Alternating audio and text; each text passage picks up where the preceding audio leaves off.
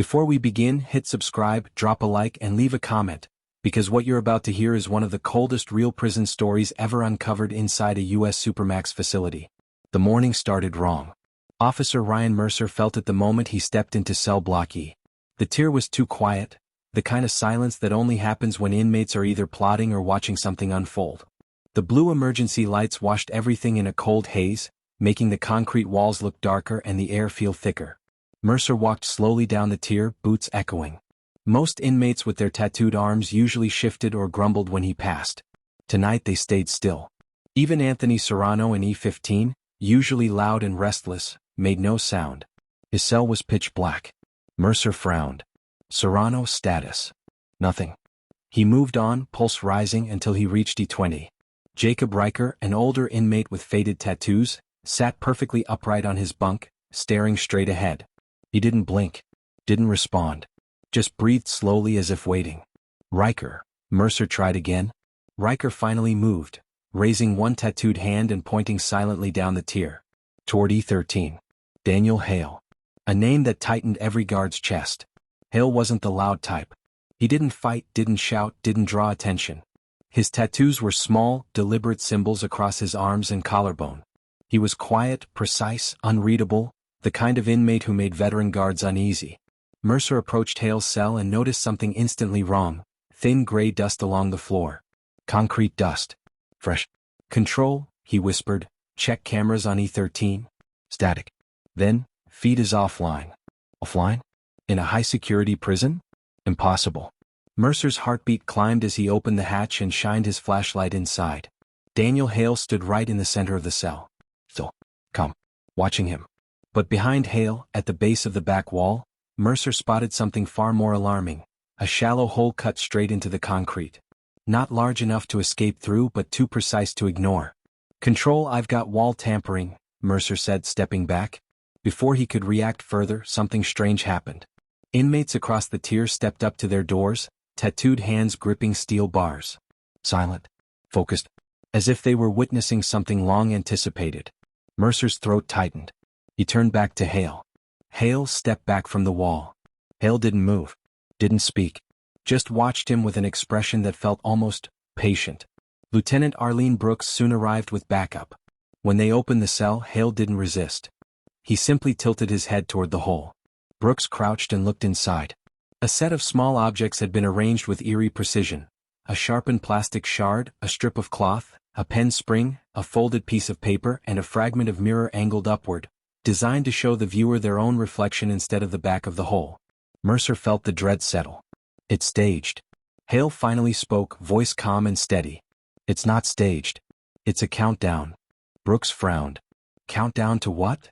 Hale's gaze shifted down the tier. Toward E02. Marcus Devlin's cell. The death row inmate scheduled for execution in 36 hours. Brooks immediately radioed the control room. Status check on Devlin. A strained voice came back. Window is blocked, can't see inside. The officers moved fast, racing down the tier. The inmates erupted, banging, shouting, feeding on the tension thickening the air. At E02, Brooks unlocked the door and the riot team pushed in with shields raised. Inside stood Devlin, heavily tattooed, breathing hard, blindfolded with cloth taped tightly around his head. On the wall in front of him, written in white dust: 5, 4, 3, 2. The number 1 was missing. Mercer stepped closer. He didn't do this himself. Before Brooks could respond, alarms exploded through the prison. A voice boomed over the loudspeakers. Code black. Security breach in execution access hall. Mercer's stomach dropped. The missing one wasn't erased. It had already happened. Brooks shouted orders as the officers sprinted toward the central gate. Lights flashed red, shutters slammed down, inmates yelled over each other as the tier fell into controlled chaos. But Mercer turned for one last look at Hale. Hale stood in his open cell, calm as ever, tattoos dark against the blue-lit concrete. He watched the chaos with the faintest smile, like a man who'd predicted every second of it. As Mercer passed, Hale mouthed one word: run. Then the lights flickered, and the tier went black. The morning after the incident, Florence Supermax woke under a sky the color of bruised steel, the kind of cold dawn that made every corridor inside feel even tighter. The prison had entered a full internal lockdown, and the air carried that silent pressure that always followed an unexplained breach. Guards moved in pairs. Doors opened slower. Every camera blinked like an unblinking eye waiting to catch the smallest slip. Warden Elias Trent stood inside the operations hub, arms folded, jaw tense. The screens in front of him showed every tier of D-block in shades of blue and gray, footage looping, pausing, zooming. And in all that digital noise, one constant bothered him. Daniel Hale's smile as the cell door had rolled open the night before. A moment that still replayed with surgical clarity. The internal investigation officially launched at 7:14 a.m. 2 investigators from the prison's Special Security Response Unit entered D-block carrying tablets, flashlights, and sealed evidence envelopes. Both had spent years untangling inmate schemes, drug tunnels, communication chains, hidden tools, but this one was different. Something about the precision of the concrete hole, the blindfolded inmate across the tier, and Hale's eerie calm suggested organization, not chaos. The lead investigator, Officer Mara Kessler, walked straight to Hale's cell. She was sharp, controlled, and unshakably methodical, the type of person inmates rarely looked in the eyes for long. Behind her, Internal Affairs Officer Jonah Reeves scanned the walls with a handheld sensor. Hale sat on the bunk, tattooed arms resting on his knees, eyes steady. He wasn't shackled, he didn't need to be. He gave off a quiet confidence that suggested he knew exactly how far the limits of the prison stretched. "Daniel," Kessler said, stepping inside. "You're going to tell me why the concrete behind your sink has been drilled thinner from the inside." Hale tilted his head slightly, the faintest grin touching the corner of his mouth. "Maybe your builders cut corners." Reeves tapped the wall. A hollow spot echoed back. "That wasn't built hollow," he muttered. Kessler leaned closer to Hale. "Someone helped you. Someone cleared your door override. And someone made that blindfold across the tier appear at the exact same time. Every move was synchronized. Who's working with you?" Hale didn't answer. His tattoos, inked symbols, old letters, and faded patterns, shifted subtly as he clasped his hands together. He didn't blink once. Across the corridor, another inmate, Rowan Tate, also tattooed, watched silently through the small window of his cell. His expression stayed neutral, but his fingers tapped a steady rhythm against the steel desk. Not nervousness, more like warning. The investigation spread outward. Every guard who had worked the night shift was questioned. Every log was checked. Every digital command that had been sent to door systems between 3:40 and 4:10 a.m. was pulled and analyzed. But the deeper it went, the stranger it became. There were no door override commands in the system at all. Someone had bypassed the system in a way that left no trace, no electronic footprint, no anomaly. That meant insider access, deep access, something an inmate couldn't possibly reach alone. By mid-afternoon, small clues began piling up, each one sharpening suspicion. In cell 37, investigators found tiny cement dust particles lodged in the vent grate, too far from Hale's cell to be coincidence. Inmate Lewis Knox, a tattooed loner known for keeping to himself, denied involvement but kept glancing toward the cameras as though worried someone was watching him more closely than usual. In the control room, a guard privately admitted that he had heard a soft clicking sound during the night but ignored it, thinking it was maintenance. Another revealed that the feed to camera D14 had flickered for 3 seconds at 3:55 a.m., the exact moment Hale's door slid open. But nothing tied together cleanly. Every clue pointed in a different direction. Kessler returned to Hale late that evening. He looked almost relaxed. Too relaxed. As if the chaos around him was simply noise he had expected. "Do you know what this looks like?" she asked. He shrugged. "You tell me." "It looks like coordination. It looks like someone was preparing an escape attempt." Hale's eyes finally moved, landing directly on hers. "If I wanted to escape, I wouldn't leave clues." Kessler didn't respond. Something in his tone felt deliberately crafted, like he was guiding her somewhere. She shifted tactics. "Who blindfolded the inmate in cell 19? Hale's expression didn't change, but the small pause before he replied said more than the words themselves. "People panic," he said. "Fear makes them do strange things." Kessler stepped closer, her voice low. "The numbers on the wall matched the countdown scratched into your old disciplinary file. 5, 4, 3, 2. No one else in D-Block uses that pattern." That blindfolded man wasn't sending a message. He was receiving one. For the first time the smile slipped. Reeves leaned against the doorframe. "We pulled the surveillance audio. There was tapping last night, Morse patterns. You want to guess where it originated?" Hale's jaw tightened. "That's right," Reeves continued. "Your cell." Hale looked away. Across the tier, Rowan Tate stopped tapping his own fingers, eyes sharpening. Something in the officer's discovery had clearly shaken him. Suddenly the PA system crackled to life. Unit command to D-block. All investigators report to operations. Priority alert. Kessler exchanged a quick look with Reeves. Both turned toward the exit. Hale's eyes followed them with unsettling calm. As the officer stepped out, Rowan Tate whispered something through the tiny gap under his cell door. Barely audible. Almost swallowed by the hum of the ventilation. Check the old maintenance shaft, he said. Kessler froze. Reeves looked back. What? Tate's tattooed fingers curled around the bottom edge of the door. If you want to know who's helping him, check the old shaft behind storage C. Kessler narrowed her eyes. Why tell us this now? Tate's voice dropped even lower. Because whatever Hale is doing, I'm not going down with him. Before she could question further, the alert sounded again. This time with urgency. Priority 1. Possible structural breach discovered. Reeves swore under his breath.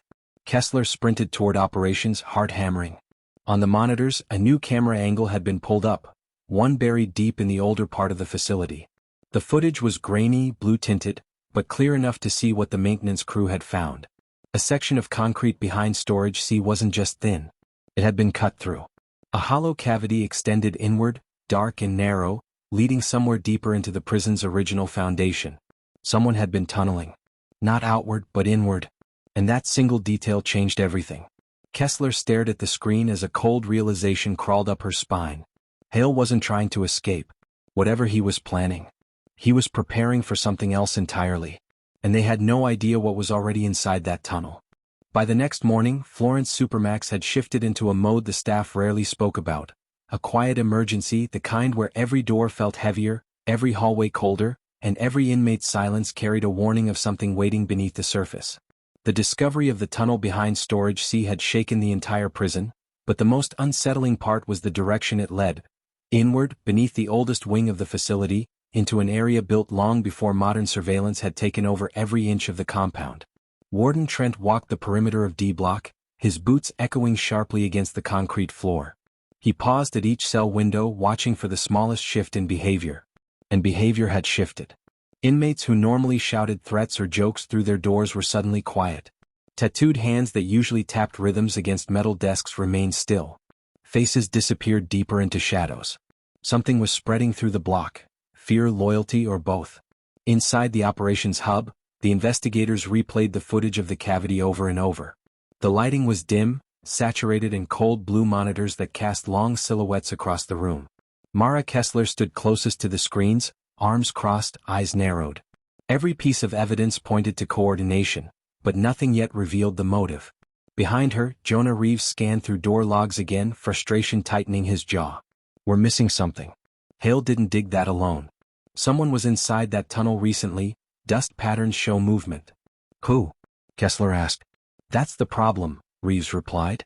No inmate on any work crew has clearance anywhere near storage C. Whoever moved through that tunnel either had access years ago, or has access now without being logged. Meaning, staff. Kessler exhaled slowly. The possibility of an inside accomplice changed the investigation from complex to dangerous. Staff involvement always meant risk. Loyalty lines blurred. Everyone looked at everyone else differently. She turned from the screens. Let's talk to Hale again. But when they reached his cell, they found something that stopped them cold. Hale stood in the center of his cell, tattoos shifting across his forearms as he adjusted the collar of his jumpsuit. He looked up calmly. But his bed was different.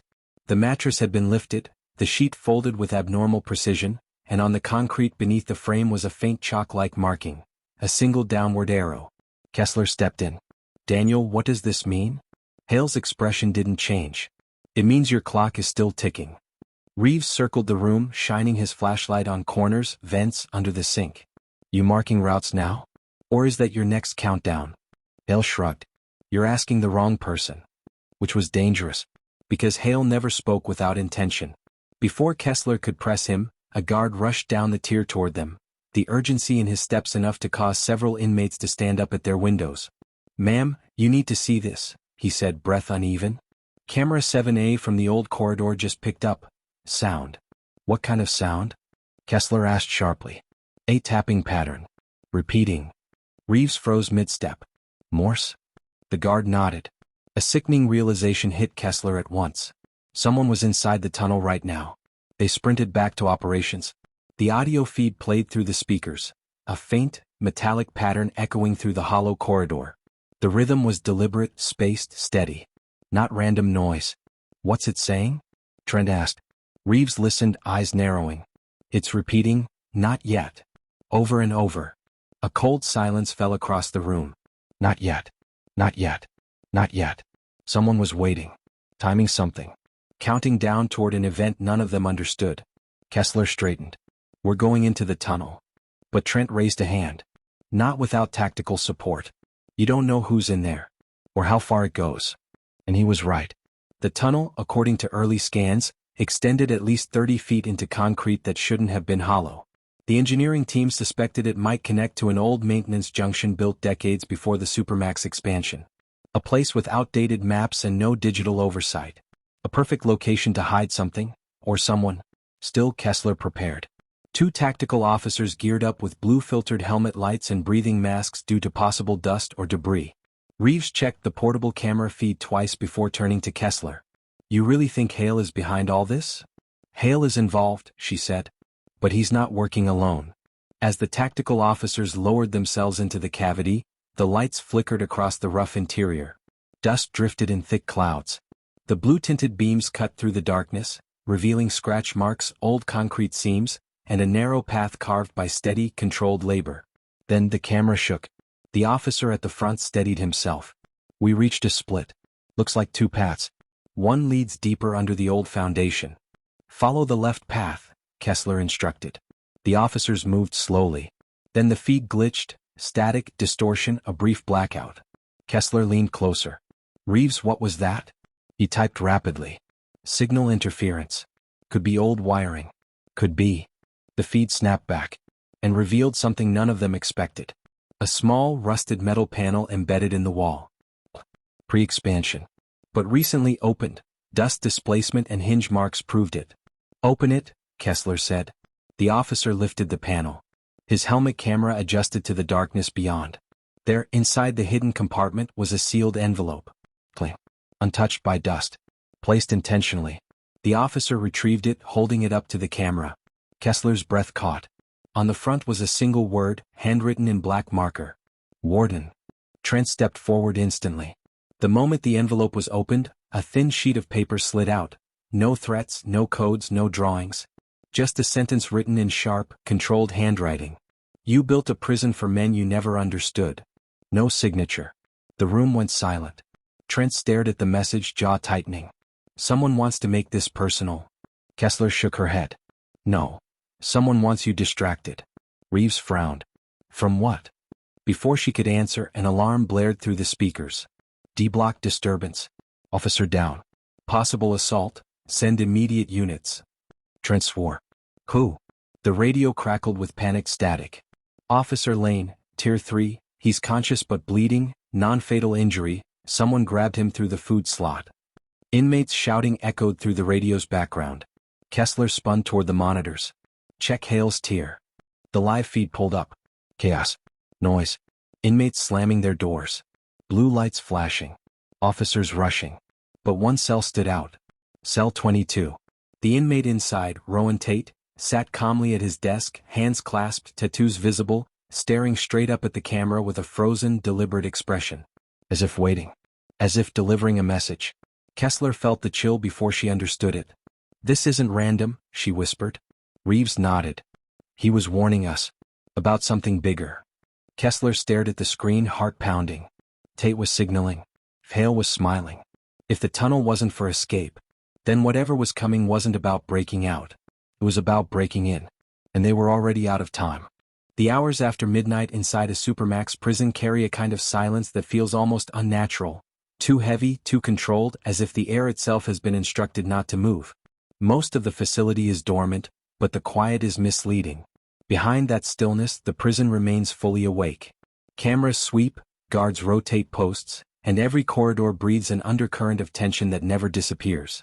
When the clock passed 12:37 a.m., the North Security Wing activated its low-light protocol. The hallways dimmed to a muted blue, a color chosen because it keeps guards alert while preventing inmates from seeing too clearly through reinforced cell doors. The facility's psych staff often said that blue light calms the nervous system.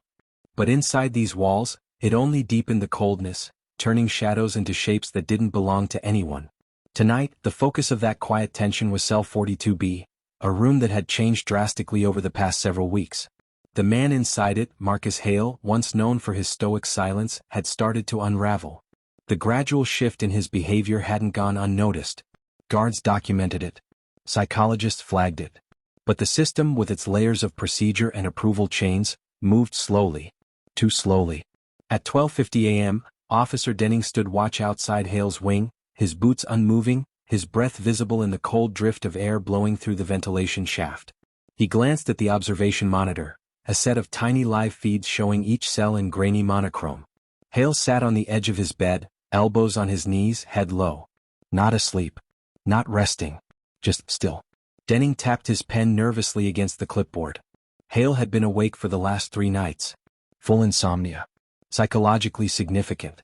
And potentially dangerous, but not in the physical sense most people imagine. The danger here was internal, mental deterioration, emotional collapse, the quiet kind of breaking that left no sound but still shook the ground beneath it. At 1:11 a.m. Dr. Lydia Caro arrived, her ID badge bouncing lightly against her coat. She didn't usually appear in the wings at this hour, but Hale's recent evaluation report had unsettled her enough to forego protocol. She approached Denning, lowering her voice as she spoke. Status. Same as before, Denning replied. He hasn't moved in 10 minutes. Caro watched the monitor carefully. He's entering the dissociative cycle again. Dissociation. A detachment from reality where time blurs, sound fades, and the mind drifts into a fractured space. It was common among long-term solitary inmates. But with Hale, it had come suddenly, aggressively, and with layers of psychological weight that made his case feel different. More urgent. We should schedule an immediate in-person assessment, she muttered. You know it takes approval from command to open the door at night. I know, she sighed. That's the problem. In most prisons, the psychological decline of an inmate is monitored but rarely constitutes an emergency. In a Supermax, the protocols are strict. No cell openings, no late-night evaluations. Everything must pass through multiple security layers to prevent risk. But tonight, Caro sensed something shifting. At 1:30 a.m., Hale finally lifted his head. His eyes scanned the bare walls of the cell, the same walls he had stared at for over a decade. They offered nothing back. No warmth. No memory. No meaning. He closed his eyes again, but the noise inside his mind kept racing.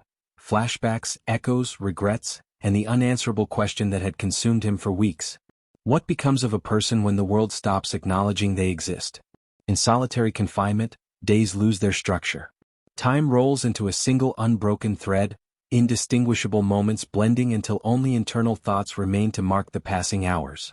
For Hale, that internal world had grown louder, more chaotic, more unforgiving. By 2:07 a.m., Caro made a decision she rarely made. She called command. This isn't routine, she said. We need pre-dawn intervention.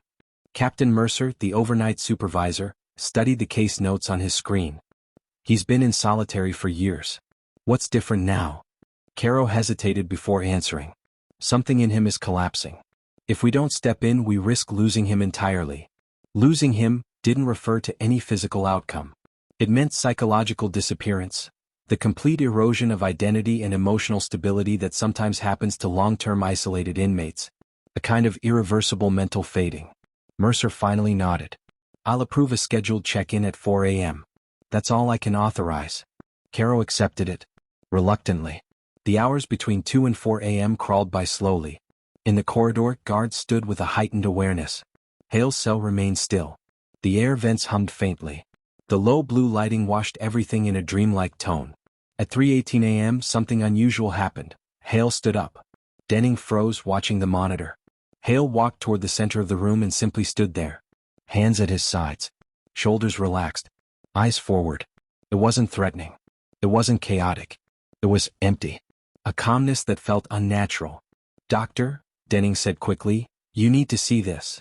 Caro approached the monitor, her face tightening. He's depersonalizing.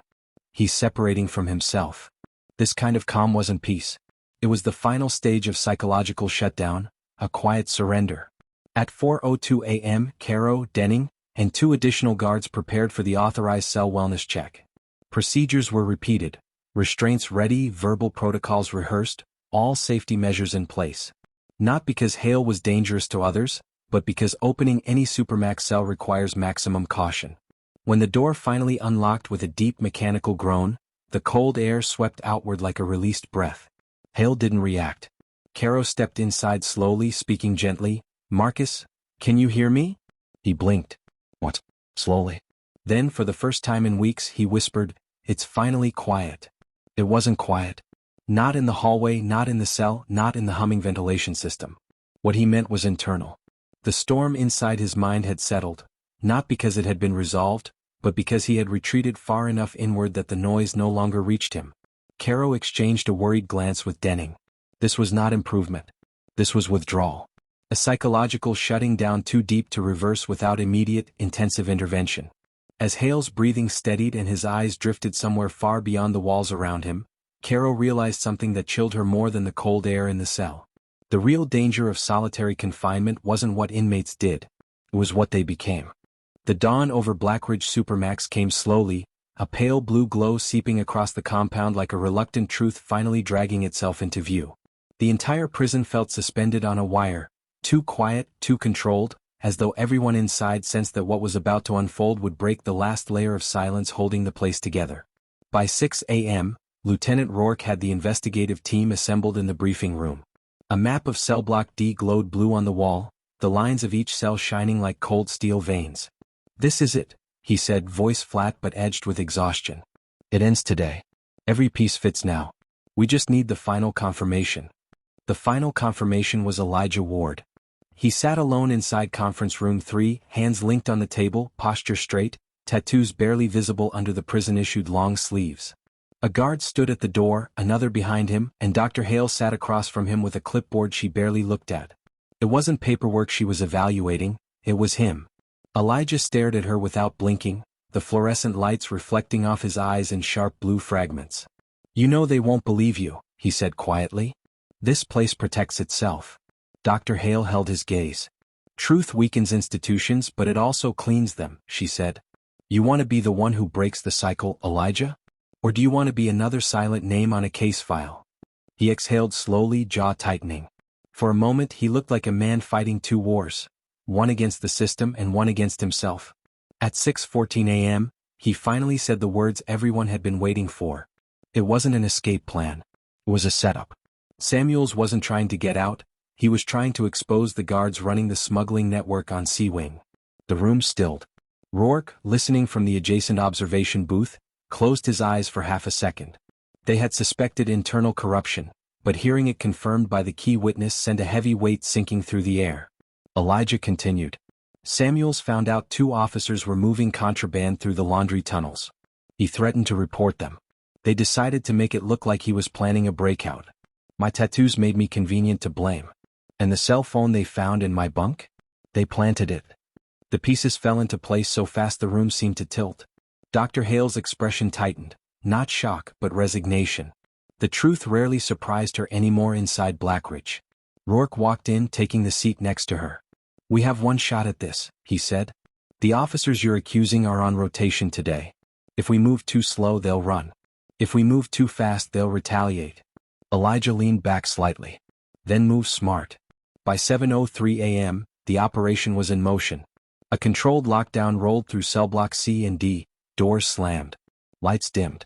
The entire block shifted into a deep blue hue as emergency circuits engaged. Guards were pulled off regular posts and reassigned to silent corridors under Rourke's command. The 2 officers Elijah accused, Kowalski and Danner, were summoned to the administrative wing. They walked the corridor calmly, appearing unaware, but Rourke knew better. Men involved in illegal operations inside a Supermax prison rarely panicked on the surface. Panic got you caught. Inside the corridor, Rourke stepped out to intercept. "Officers," he said with a nod. "We need to talk." It happened in a second. Not violence, not even resistance, but a flicker of something in their eyes. A recognition. A calculation. The soft realization that the truth had finally reached them. Danner spoke first. "Sir, is there a problem?" "Routine inquiry," Rourke said. But you'll both need to surrender your badges and go with internal affairs. The hallway felt like it froze. The hum of the fluorescent lights grew louder. Kowalski's jaw tightened. On whose accusation? Elijah Ward, Rourke answered. Silence. And then Danner cracked. Not through anger, not through outburst, but through the subtle collapse of a man who knew the evidence was cornering him. His shoulders slumped. He told you everything, he muttered. Kowalski closed his eyes. His breath steadied. We're not talking without representation. You won't need to, Rourke said. Everything we needed was on the surveillance reels from the laundry tunnel. A bluff, but a convincing one. At 8:17 a.m., both officers were escorted out. No resistance. No chaos. Just the quiet end of a scheme that had manipulated half the block. The investigation concluded with clear findings. Samuels had uncovered their operation. He was framed to keep him silent. The so-called escape tools planted in cell 14 were staged. The system would hold them accountable now. Later that morning, Dr. Hale returned to Elijah's cell. He sat on his bunk, staring at the faint blue glow on the floor. So what happens now? He asked. You'll be transferred out of solitary by next week, she said gently. Rourke pushed your name for re-evaluation. You're not cleared, but you're not buried either. Elijah's posture softened, barely, and for the first time since the investigation began, something like relief drifted across his expression. You kept your word, he said. Dr. Hale nodded. I told you, truth cleans institutions. Even this one. As she stepped out, Elijah stood and approached the cell door. He looked down the hallway toward the section where Samuels had once walked, where the truth had been buried under fear, pressure, and the weight of walls meant to isolate more than bodies. For the first time, Blackridge felt different. Not safer. Not redeemed. Just different. Because truth had slipped through the cracks. And in a place built on silence, that was enough to shift the ground. As the final lockdown lifted and the morning light filtered through the narrow windows, the prison returned to its iron rhythm. Rourke reviewed the final report. Dr. Hale prepared her next evaluations. The inmates whispered about the officers being taken away. The system moved on. But a shadow lingered. One that no report noted, no camera captured, and no officer mentioned. Inside the laundry tunnel, behind a stack of old metal crates, lay a small, unmarked notebook, Samuel's original journal. The one no one had recovered. The one he'd hidden before everything spiraled. Its pages waited untouched. And the faint blue light from the corridor flickered across the cover as if urging someone to open it. If this prison case stunned you, the next one will be even darker. Subscribe so you don't miss it.